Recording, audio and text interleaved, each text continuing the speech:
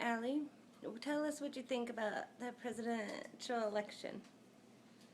Well, I think Mitt Romney, the president, well, he's bad because he doesn't like poor people because he's rich and he only likes rich people. Okay, and do you support Tampax? Okay. What do you think about Barack Obama? Did you vote for him? I vote for him because he's really nice and he does like rich people and poor people. I think he's a really nice man. And what about his prior term? Do you think that he did a good job? Yes, I think he did a good job.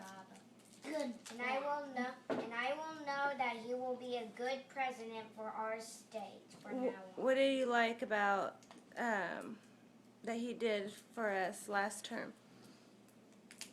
Did he do anything that, in particular, that made you want to vote for him again? I didn't see the show.